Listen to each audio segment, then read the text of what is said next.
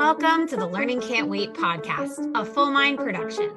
At Full Mind, our vision is to ensure every child has access to an exceptional education. Each episode, we will be joined by pathfinders within and around the education space who are bringing about transformational change on behalf of deserving students. I am your host, Hayley Spira-Bauer. Welcome back, everybody, to the Learning Can't Wait podcast. This is a special crossover episode with ETS's own Praxis Journeys. I'm excited to welcome Vinay Ganti, the head of partnerships and district solutions at ETS, to join us here today. Welcome, Vinay. Thank you for having me, Haley. I'm excited for the conversation. I am as well. It's fun to have a conversation about the topics we're planning to discuss, but it's doubly fun to have a crossover episode. Who knows where it will take us? I agree. I know. This is a first for us. We're still a relatively young podcast, so we're super excited for the opportunity. That's great. I love that. Well, why don't you start us off and I'll ask the first question. How did you, Vinay, come to be the personal and professional version of yourself? You know, it's funny. You already gave me warning that was going to be the first question, and you say you start off all your podcasts with this one. So, for me, the sort of where I ended up today professionally and also personally is, I think, like the Steve Jobs quote, like things only connect the dots in hindsight type thing. I didn't really have a plan to get here. I do know that there were some key moments on the professional side that sort of started when I was in grad school / professional school. I did a joint law and business degree at NYU. And towards the tail end of that, I had gotten very close to a handful of faculty there, helped one of them like migrate. I don't know, for those of you who remember, I graduated undergrad in 2005 and professional school in 2010. So not like forever ago, but long enough ago where like things like the course packets were still a thing. Where you would have to go to the local copy center, spend hundreds of dollars on these massive books of like copywritten material that was in addition to whatever textbook was also required for a given course.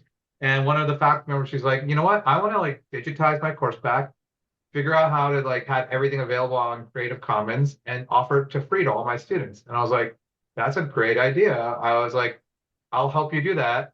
And she actually paid me to do it, which is also great. I was like, and I sort of threw it out there, but I want to be able to teach the course in the fall after I graduate. And she's like, okay. So I became an adjunct professor, like sort of on a whim, while I was still trying to figure out what I wanted to do after school. And like, I knew I didn't want to do some of the traditional career paths that came out of, business or law. I didn't want to do corporate law. I sort of turned down my offer at a law firm. I didn't want to go into like consulting or banking and other things. And through that experience of teaching, being an adjunct, which is still one of the more interesting experiences of my life, I started to really realize that I really liked education and as a profession, but also that there was such a massive disconnect between like how these undergrads were interacting with technology and how we were teaching. And at the same time, I had sort of had a different mentor / faculty member who once told me, he's like, whatever you do, be willing to do it for at least a decade, because it's going to take at least that long to get like enough industry and other expertise in that space to actually provide meaningful value. And the EdTech industry was kind of starting to really boom. So I networked my way into a company at the time called Tutor, who ended up becoming 2U, which was one of like the fastest growing online education companies out there from 2011 to about 2020. I was there for 4 years. I did a variety of roles, and it culminated with being the general manager and SVP for their partnership with UC Berkeley, where I launched the first ever online degree in master's degree in data science. Grew that, sort of established that partnership in a good space, and then sort of had some personal issues that I had to deal with. That I was going through a divorce at the time, and so I ended up moving back east and sort of refinding myself, but then sort of came back to education. And my roles since then have always been on the education side of things, either on the go-to-market, revenue, strategy, those sorts of things. On a personal level, I grew up in Florida. I was born in New Jersey, grew up in Florida. And, my always had, a deep interest in education from a lot of it was external, right? Like in the beginning, I grew up in a pretty sort of model minority, South Asian professional household. Education was the most important thing. My dad was a physician before he retired. My mom an audiologist. So education was always like top of mind.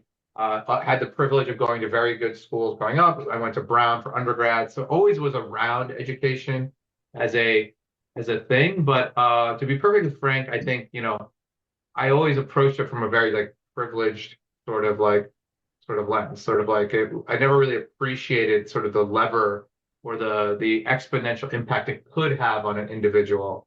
Really until I would say I graduated from Brown and started to and living in New York and starting to really get more exposure to sort of less fortunate upbringings and even like some of my own friends from Brown sort of really appreciating the stories that it took for them to get to that amazing point where they were able to have the platform that is one of the best schools in the country sort of unlock doors for them.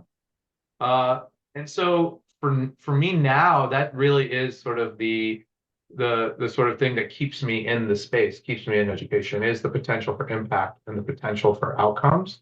I think I'm in the good fortune now of being in a role where my job is to help incubate new solutions to help teachers in their careers right now. So whether it's teacher retention, teacher upskilling, teacher recruitment, really helping districts with all these challenges. But ultimately, like, the sort of North Star there is always going to be the student, right? Like a higher quality, we know that the teacher is still the biggest lever for student outcomes and student achievement. So I've been very fortunate to have a career to date that, as maybe circuitous and non-linear as it's been at times, I've been able to always sort of fall back on impact and scale of that impact as sort of drivers for me to continue to want to get up in the morning and keep doing what I'm doing. Leaving the world better than you found it. Wanting, Yeah. yeah, wanting to ensure Or at everything. least not worse. At the very least, not worse than we found it, right? No, absolutely. I always love talking to folks that aren't necessarily teachers by trade who have chosen this path because of either the impact that they've seen on their own life or other people's lives. Yours is definitely circuitous in the sense that you graduated with a post-secondary degree that wasn't related to teaching and learning, and yet you found your way drawn back to here time and time again. And I think we need all kinds of people supporting educational efforts across the sector. Otherwise, we'll wind up with everything being too homogenous without any pushback or challenging to the ideas that we hold most dear.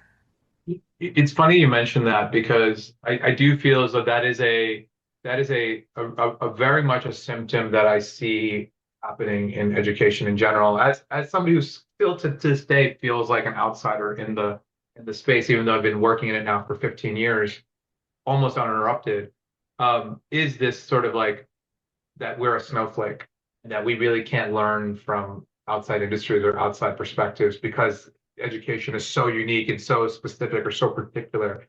It's so contextual to this government, to this country or this or that. And I just look at like other industries that also have such a strong like social impact expectation, like healthcare and other places, and they've had to disabuse themselves of that like mindset. And I am optimistic that education will get there, but we still have a lot of work to do where we sometimes over-index on internal expertise and under-index on just like how do we solve problems and are there best practices elsewhere that we can use to sort of accelerate solving that problem, right?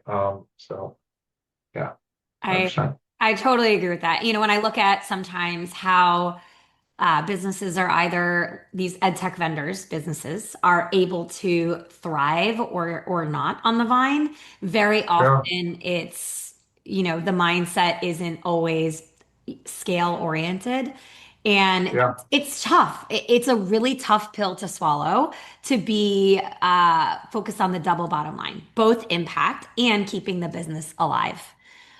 I yeah. would say that conversely, one of my big challenges to education companies when I meet them doing mentorship or just out at conferences is often, okay, you're not an educator. That's okay.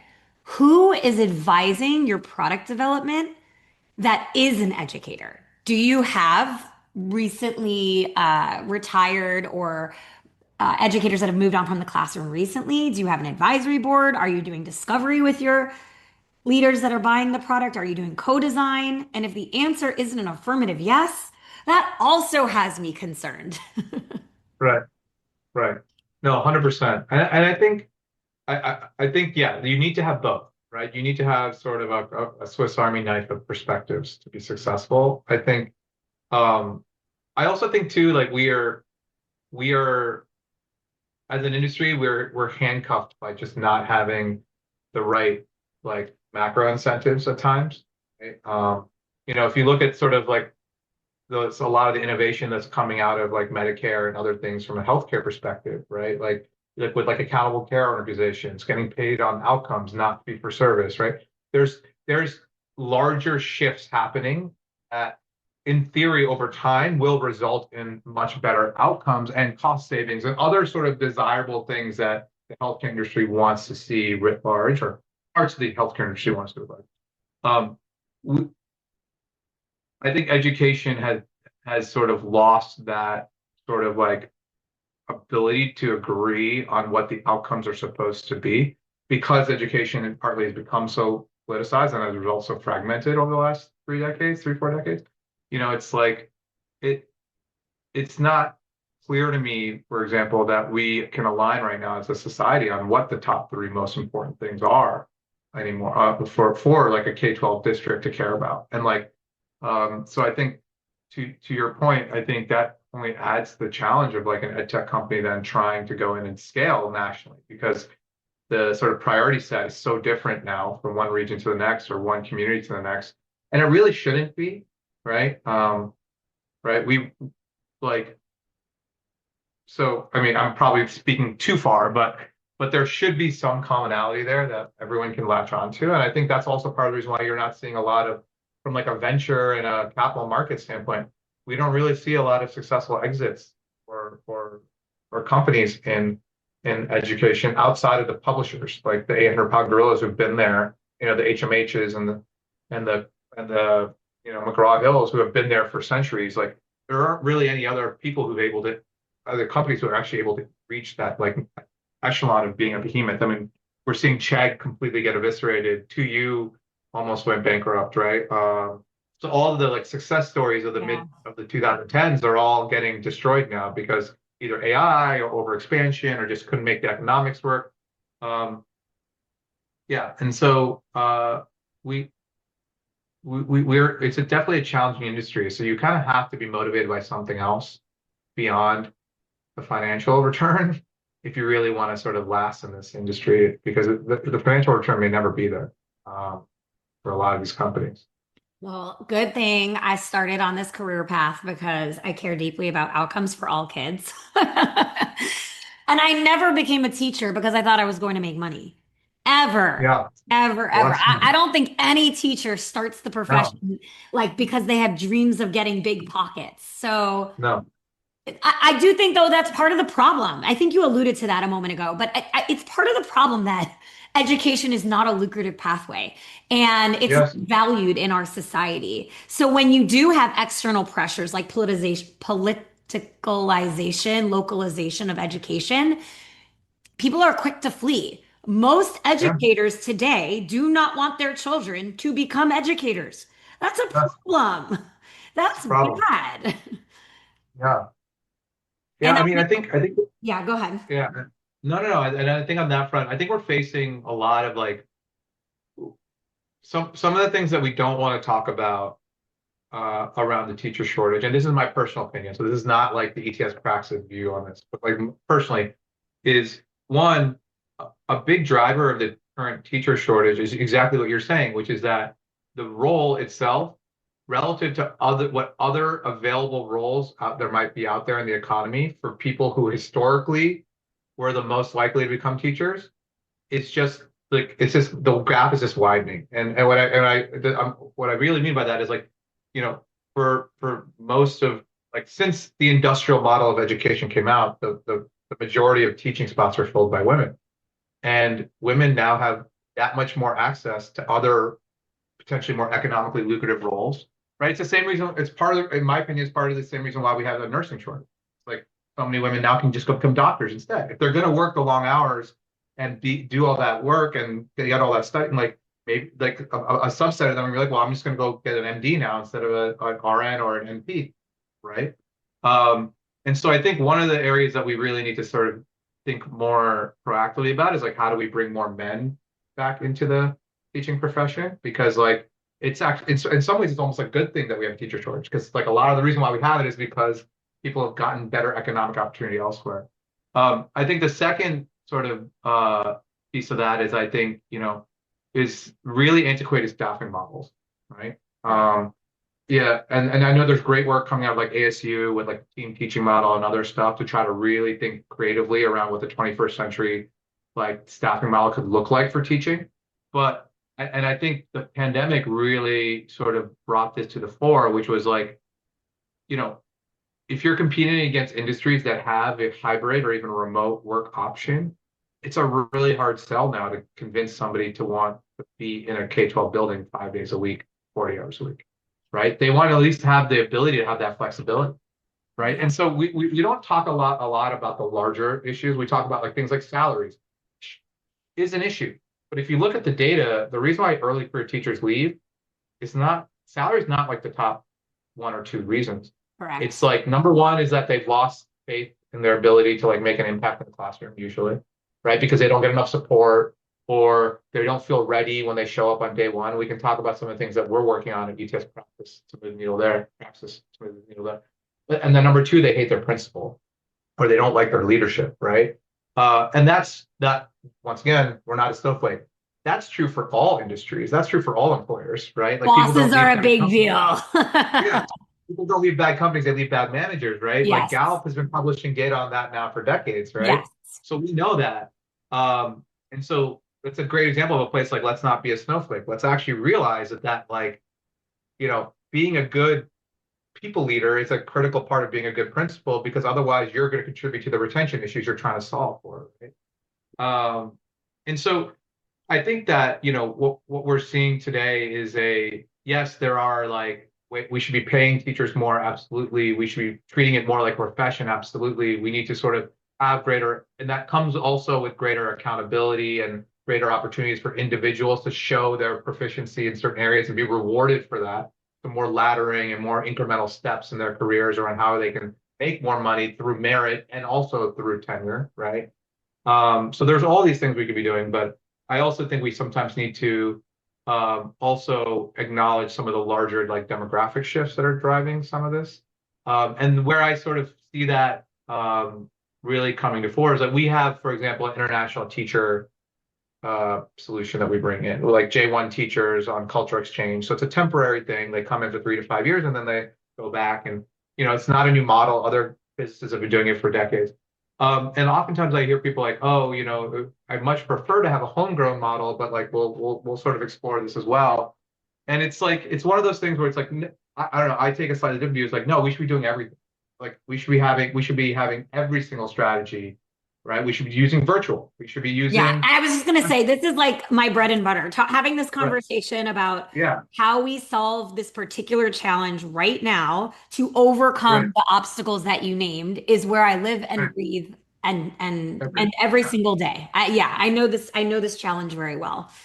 I know this. And I think, you brought up a lot of good points here around what are the forces that are causing the shortage, how we should be viewing the shortage. You named in particular, attracting talent to the profession is vitally important. Agreed. But what excites me the most is thinking about how school redesign permits really dramatic outcomes and change for the profession and for kids. We are leaning on a system that has existed for centuries, and our outcomes are not validating that everything we're doing and have been doing is enough. Is enough. It's not enough. And so when I see schools being innovative, I look at a lot of what's happening at Digital Promise and how their innovative schools operate. I look at network models across the country. I see what our partners at FullMind are doing, how they're implementing creative solutions, offering more options for graduation, different Yeah, pathway. That is exciting to me because 100%. we have a very deep understanding of how children are different than what we thought they were back in the day. Our diagnoses of children with disabilities are up. Our multilingual learner populations are up. We need to be thinking differently than we did when we treated a classroom as a monolith. And so I Yeah. feel particularly excited, as I'm sure you could tell, about by these models that do provide schools the opportunity to A, solve problems quickly, just through some simple redesign and outside the box thinking, but also B, have the outcomes to show that it's effective, as effective, if not more than the alternatives. Yep. No, I agree. I, I think that the that innovation in K-12 has always been there, right? There's always been bright spots That's right. in K. Uh, and we do a very bad job of highlighting those bright spots and talking about them and disseminating them and trying to replicate them. Um, Part of it, I think, is there wasn't there wasn't always the right what's that incentive structure to reward those types of innovation, right? I oftentimes think about the Louis C.K. bit when he talks about the math teacher. Have you ever heard of it? No, Where but it's I like, think this is the first time someone's brought up a Louis C.K. bit on the pod. So yeah, please continue. so I can't wait to see where this is right, going.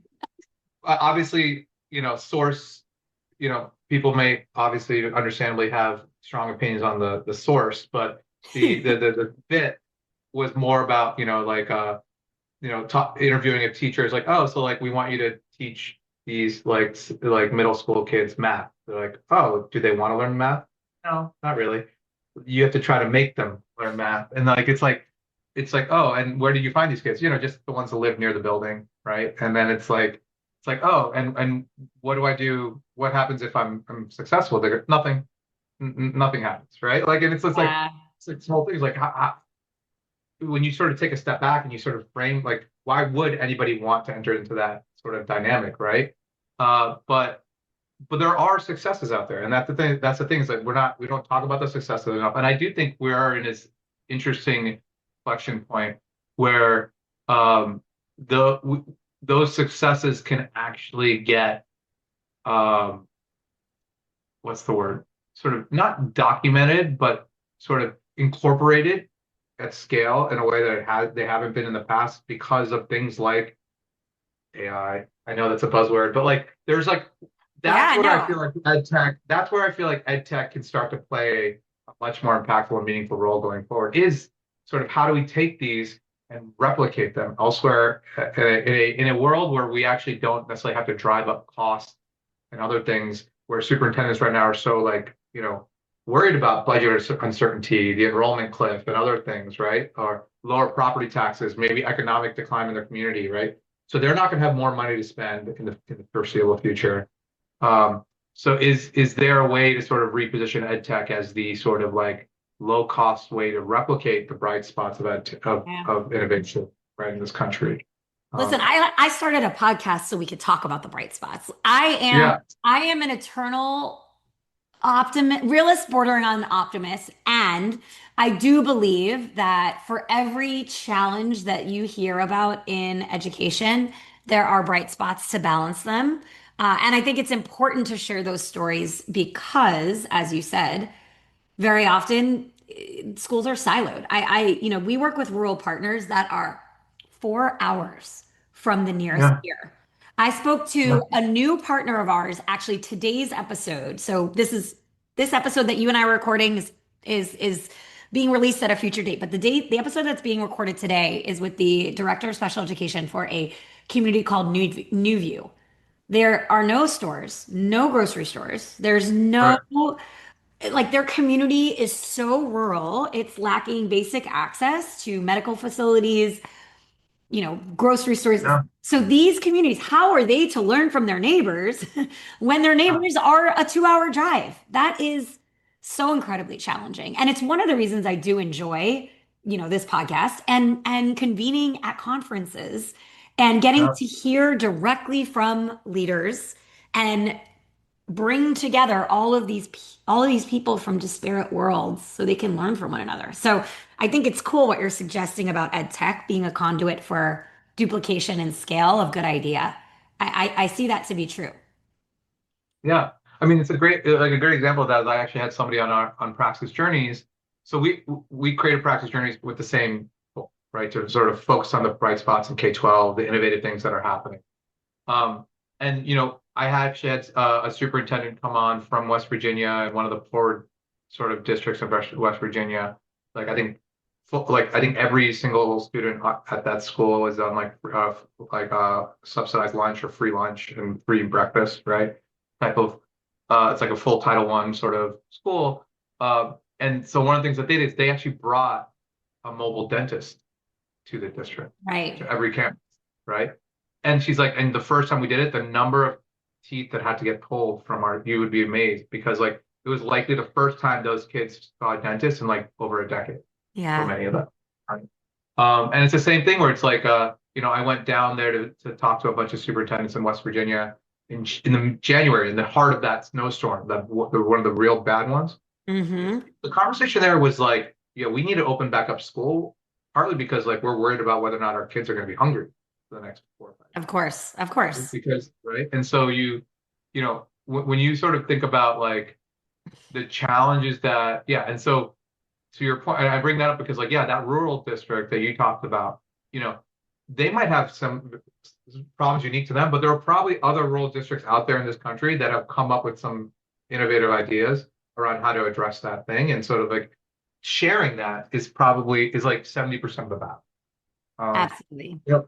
Absolutely. Uh, and when it comes to like bright spots, one thing I definitely want to plug on our end is like, one thing, most people who, if you're a listener to this podcast and you're a teacher, then you may know about Praxis because you have to take Praxis as an exam to get certified, depending on what state you're licensed in. Or if you're a superintendent and others, you might know about Praxis more from like that perspective. One thing that we're really pushing on over right now is like going beyond being seen as just providing that high stakes certification exams around subject matter and really starting to create tools that can really help with the development and the upskilling and the ongoing support of teachers around dispositions and mindset, durable skills like the 3 C's, ethics, AI literacy. So really touching on a bunch of different areas that historically maybe have been seen as like meta or sort of surrounding a teacher that maybe historically we had sort of just assumed would be taken care of by the EPP or whatever sort of educational experience that teacher has had before coming. But what we're seeing in the market today is that so many more teachers are coming from quote unquote non-traditional pathways or places where like those supports oftentimes aren't there or not there in the same way. And districts are having to now ingest all these different pathways of teachers at all different starting points.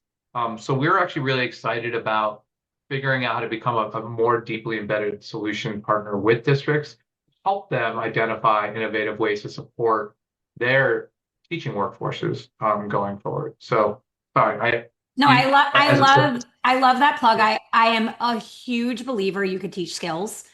And it yeah, is more challenging to teach mindsets. And I do yes, believe that when I was a brick and mortar leader, I hired for mindsets.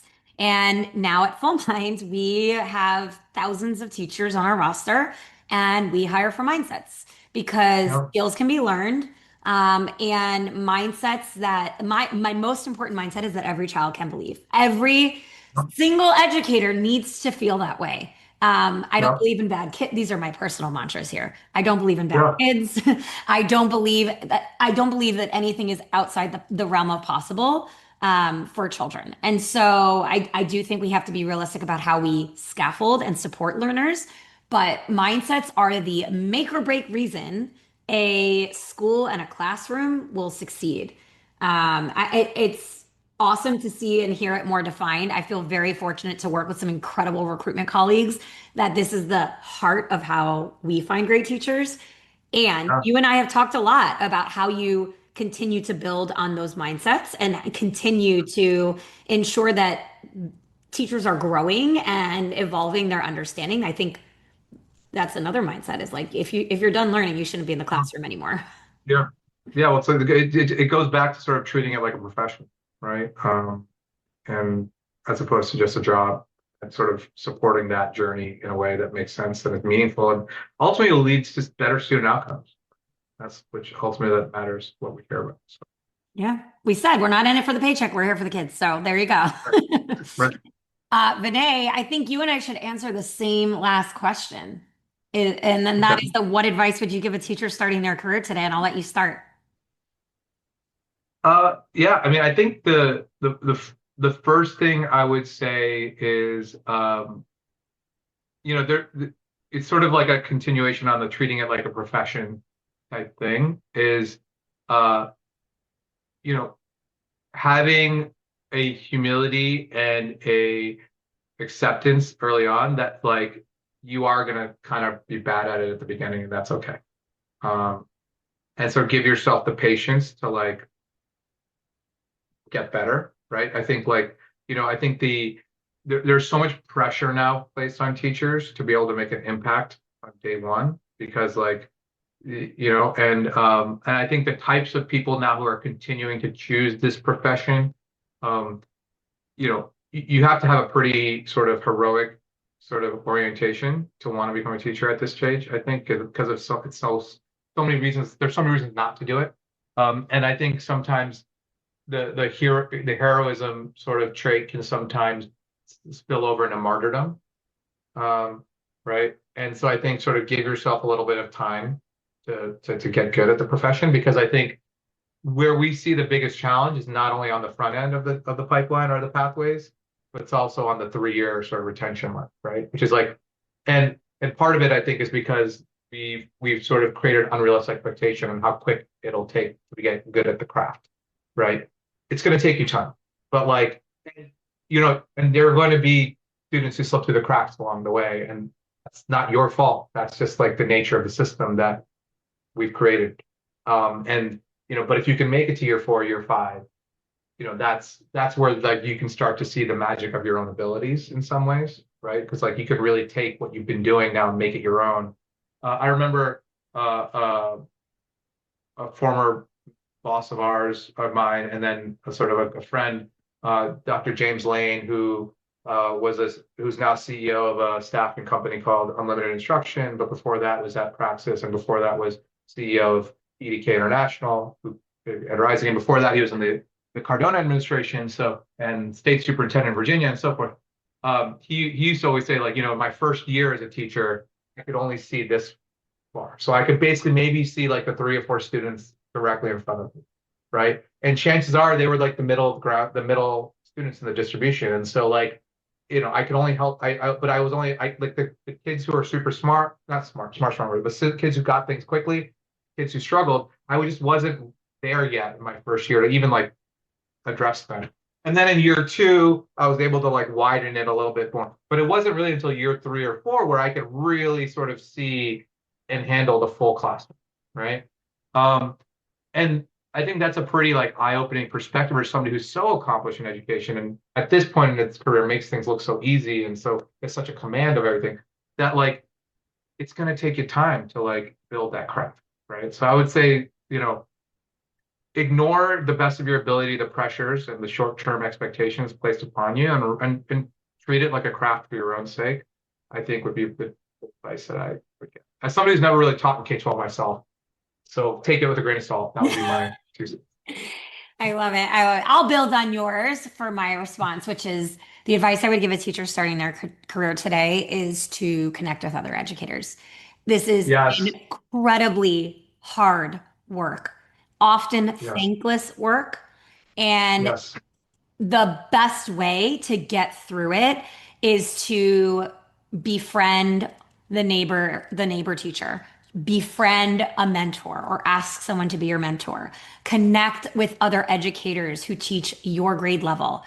If you can't find communities and spaces to do that easily, like through your school, go online. There are so many places you can convene and find other educators to help lift you up and help you improve your profession. If it weren't for those educators, so many of myself and all my friends would not still be in education. We were alternatively certified Teach for America teachers in 2006, and everything about who I am today as an educator is due to the peers that I met and the mentors that I had. The folks who walked in my classroom, sat in the back, and just smiled at me while they ate their lunch so that I didn't feel so alone. And the people who, suggested that we go to a new PD together. Whatever it Yeah. may be, I have the best, fondest memories of those early years that you talk about when a lot is going wrong and it's really challenging. That was made better by peers and colleagues and now friends that made it all possible. I 100% echo that. Yeah, that is a great one for sure. Vinay, this has been such a pleasure. I don't know that you and I talked about almost much of what we planned to talk about today, but this has been such a delight. I'm so glad we were able to join forces and bring our two podcasts together. Likewise, I'm looking forward to maybe doing it again in the future. Agreed. And thank you to everybody from Learning Can't Wait and from Praxis Journeys for tuning in today. Thanks for listening to the Learning Can't Wait podcast. If you like what you heard, please rate, review, and share this episode. Be the first to know when we have a new episode by subscribing wherever you listen to podcasts. If you'd like to be a guest on the show or have a suggestion for an episode, email us at podcast@fullmindlearning.com.